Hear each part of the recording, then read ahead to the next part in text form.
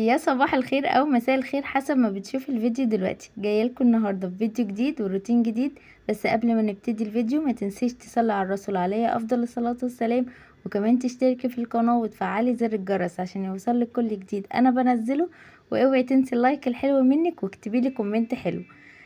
تعالوا بقى النهاردة نعمل روتين قوي جدا في الصالة، وكمان هنعمل النيش وننضفه ونرتبه ونعمل رصة حلوة كده جديدة فيه.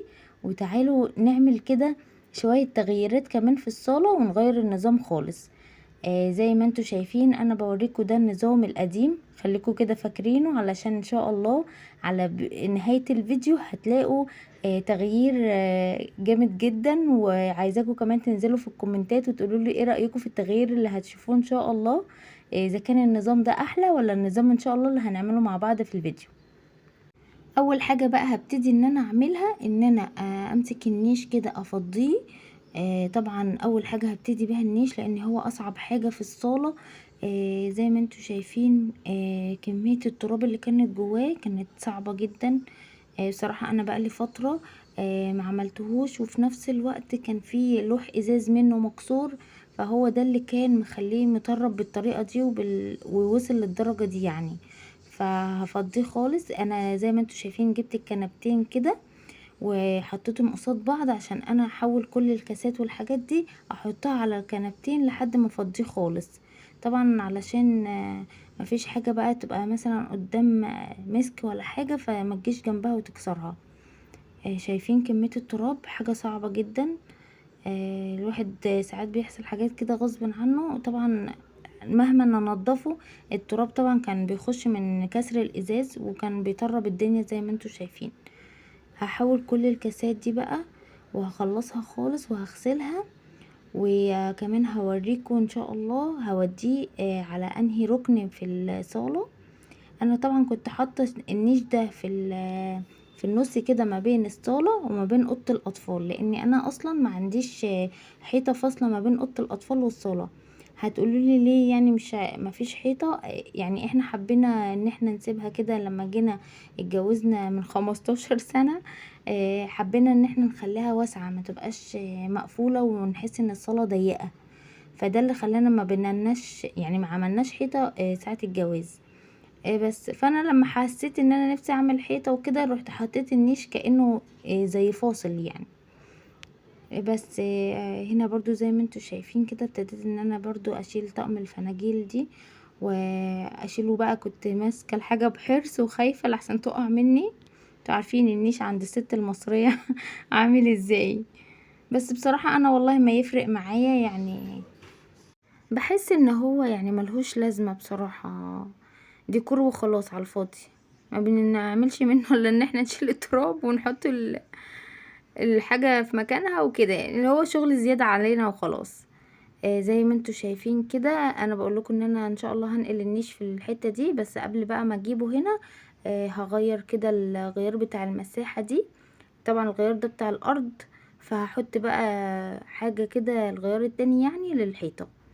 وهلمع بقى الحيطان كده وهعمل برضو في الارضيات عشان طبعا الحاجة نحطها كده على نظافة متبقاش في تراب ولا في اي حاجة. معرفش هي هنا كانت معصلجة معايا كده ليه ما كانتش عايزة تركب، بس الحمد لله يعني عرفت اعملها. هنا حطيت شوية ديتول. انا بحب بصراحة امسح بديتول بيعقم كده وريحته حلوة. يعني ساعات برضو بحط معطر بس الديتول احسن يعني.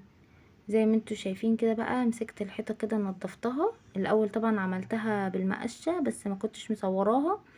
نفضت كل التراب اللي عليها وبعد كده بقى مسكت المساحه كده زي ما انتوا شايفين ولمعتها تلميعه حلوه. هنا بقى كده سميت الله وقلت يا رب كده عني وانا بحرك النيش. طبعا تقيل بس الحمد لله اللي كان مساعدني بعد ربنا طبعا السيراميك فلقيته بيزحلق معايا فقلت الحمد لله ان هو كان سهل جدا ونقلته بكل سهولة. جبت برضو الفوطة كده. هنا بقى ده الازاز اللي انا بقولكوا عليه مكسور. عملت الفكرة دي جبت الستيكر ورحت لازقاه، قلت علشان اخف كمية التراب اللي بتخشله يعني. وهنا برضو كنت غسلت المفارش دي ورجعت فرشتها من تاني. نورت كانت بصراحة مضلمة من كتر التراب. الحاجة طبعا لما بتغسليها وبترجعيها كده زي الاول ونضيفة بتبقى صراحة شكلها يفتح النفس. هنا بقى ان انا ابتديت ارص كده الكريستالات دي، بس كنت حاسه ان لسه مش عارفه استقر على شكل معين، فقلت طب ارص كده كذا طقم واشوف ايه الشكل اللي هيبقى عامل ازاي، ولو في مثلا اي كده حاجه مش عاجباني اغيرها. هنا برضو عملت كده المفارش الصغيره دي غسلتها برضو. هرص بقى فيها الكاسات الباقيه، وكمان هحط من فوق كده الفناجين. هتشوفوا طبعا معايا، والحاجات الزياده بقى هرصها من تحت خالص. آه عشان ما تبقاش يعني زحمة وخلاص. هنا كنت بعد ما رصيت كده الشفشق ده بالكوبايات اللي حواليه، لقيت شكله ما كانش حلو، فقلت لا هبدله. حطيته هنا، وحطيت بقى الناحية التانية حاجة تانية هتشوفوها طقم تاني. معلش بقى لو حاسين ان في دوشة كده في الفيديو، عشان كان في بس دوشة في الشارع. قولولي بقى رأيكم ايه في الرصة الجديدة دي، شكلها حلو ولا لأ. هستنى طبعا كومنتاتكم وانتوا بتقولولي الشكل حلو وعجبكم ولا لأ. هنا بقى زي ما انتوا شايفين انا حطيت بقيت طقم الصيني كله من تحت. واي زيادات حطيتها كلها من تحت. ايه رأيكم بقى في الرصة هنا كمان؟ شكلها كان حلو جدا وشيك. وحبيت ان انا احط كده الكاسات الذهبي مع الحاجات اللي هي عليها ورد كده، الكوبايات يعني. وكان شكلها متناسق الحمد لله. اي زيادة بقى كنت بحطها كده في الارضية بتاعت النيش. هنا بقى الجزء التاني من الفيديو، المعركة التانية. زي ما انتوا شايفين طبعا انا حطيت الكراسي الناحية بتاعت النيش اهو بوريكم كده. وهحط زي ما انتوا شايفين حطيت الكنبة الكبيرة تحت التلفزيون، والكنبة الصغيرة هحطها تحت النيش. بس برضو كده خدت الحيطة بتاعتها كده تلميعة حلوة برضو عشان احط الحاجة على نظافة. انا الحمد لله عندي الحيطة، عندي الدهان بيتغسل. فالحمد لله لما باجي اغسله بصراحة بيرجع زي كأني لسه دهناه، واحسن كمان. طبعا انا هنا بعتذر لكم جدا عن الاضاءة، كانت الاضاءة وحشة جدا، انا اسفة. بس الحمد لله ظبطتها. وهنا زي ما انتم شايفين حطيت الكنبة الصغيرة. طبعا شكل النظام الجديد يعني هيتبان اخر الفيديو، هتشوفوا الشكل النهائي كان هيبقى عامل ازاي. هيبقى حاجة حلوة جدا وان شاء الله هتعجبكم. هنا برضو لمعت كده الحيطة دي، وكمان عملت التلفزيون بس لمعته كده بس ما بانش معايا في التصوير. فقلت مش مشكلة نبقى نعمله ان شاء الله في فيديوهات جاية كتير. هنا كده عملت خلطة بسيطة، شوية كلوروكس الوان على شامبو سجاد.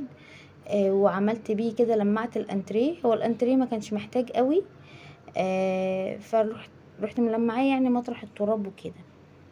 حاجات بسيطة جدا. وسبته كده يتهوى شوية، وابتديت بقى ان انا افرش عليه الشلت، واحط بعد كده البياضات وكده.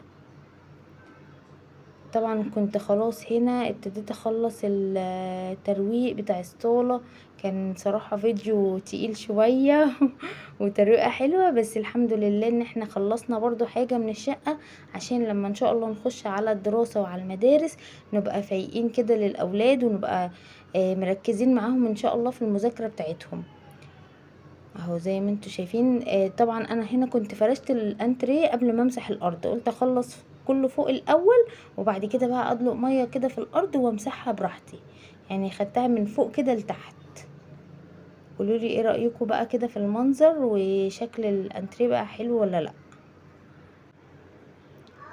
طبعا هنا انا كنت يعني هتستغربوا شوية من حتة ان انا عندي الانترين بيتي، السجادة بيتي والحيطة بيتي. فمن كتر حبي بصراحة في ان بيتي كنت عاملة كل حاجة من بيتي. بس ان شاء الله يعني حابة ان انا اغير الالوان بصراحة.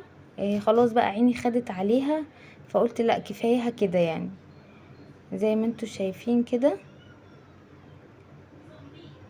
لمعت برضو النيش، قلت برضو اخده تلميعة من بره. انا كده كده كنت غسلاه، بس المعه برضو بالملمع الخشب اسمه مورال. انا كنت قايله لكم قبل كده اسمه تقريبا غلط، فقلت اصلحها لكم يعني ان شاء الله.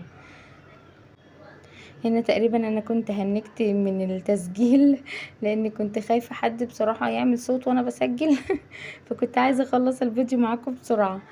خلاص كده دلقت مية ومسحت زي ما انتوا شايفين. فرشت الارض كويس عشان لو فيها اي حاجة ولا حاجة كده تطلع معايا. خدت كده المساحة بتاعتي انتوا عارفين طبعا المشكلة اللي عندي ان انا المية بتركز ناحية الباب بتاع الشقة، بس الحمد لله حاولت ان انا اشدها كده على طول والحمد لله اتعملت معايا بسرعة. طبعا هنا خلاص كنت خلصت الحمد لله، وكانت اخر حاجة المسحة الحلوة دي. يلا اللي وصل معايا بقى لحد دلوقتي في الفيديو ما ينساش يشترك في القناة وكمان يفعل زر الجرس عشان يوصله كل جديد انا بنزله، وحطي لي لايك حلو، وهستنى رأيكم في الكومنتات في النظام الجديد اللي انا عملته ده. قولوا لي رأيكم فيه ايه، الاول كان احلى ولا دلوقتي بقى احلى؟ خلاص كده انا فرشت السجادة. ايه رأيكم في السجادة بعد ما غسلتها؟ اللي ما شافش فيديو السجاد يخش يشوفه. هنا خلاص حطيت كمان الترابيزة، فرشت المفرش، والحمد لله جت اللحظة اللي انا بحبها. رشيت المعطر. وايه رأيكم بقى كده في الشكل النهائي؟ يا رب يكون الفيديو عجبكم واستفدتوا منه ولو حاجة بسيطة، وشجعكم تشجيع حلوة كده يخليكم تقوموا تعملوا زيي. يلا ربنا كده معاكم، واشوفكم ان شاء الله في فيديو جديد، ومع السلامة.